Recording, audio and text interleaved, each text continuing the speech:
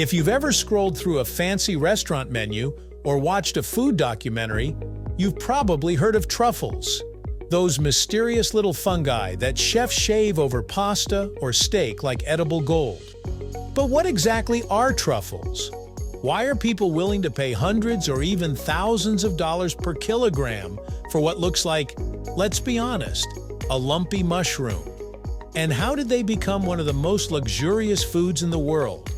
Let's dig into the story of truffles and uncover why they're so rare, so loved, and so shockingly expensive. Right here, on History of Simple Things.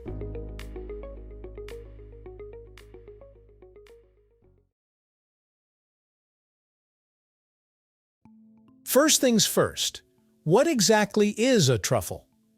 Despite their appearance, truffles aren't just mushrooms.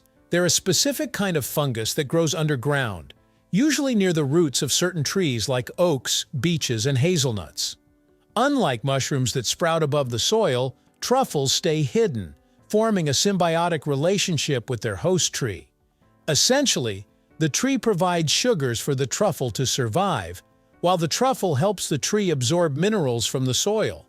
It's a partnership millions of years in the making.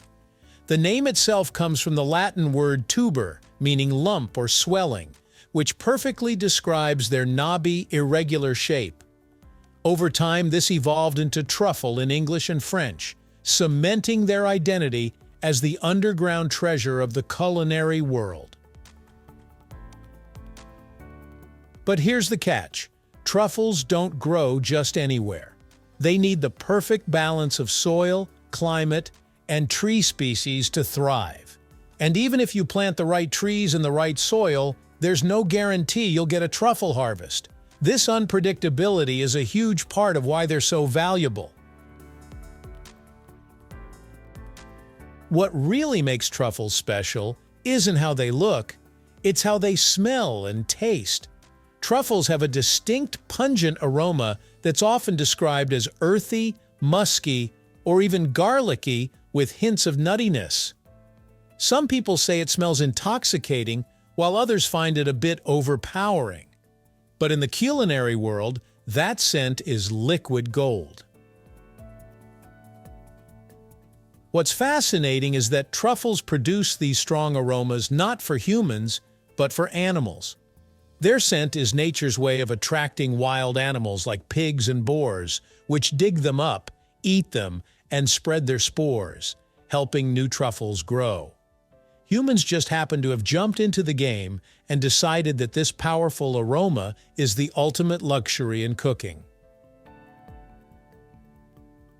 And when you shave fresh truffle onto a dish, the heat from the food releases those aromas instantly.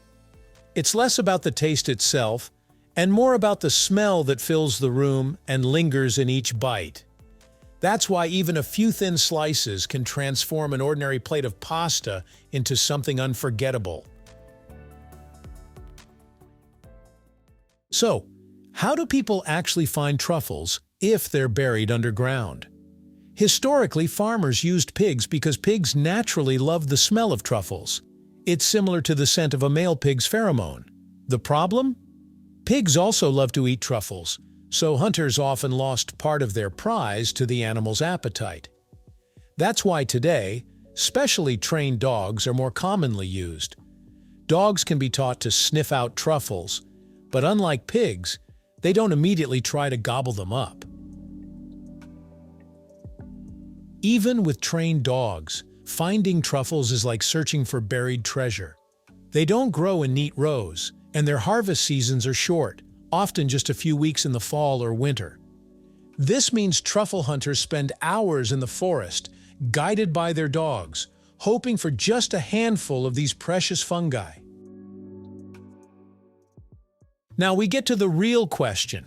Why do truffles cost so much? Several reasons come together to drive up the price. First, rarity.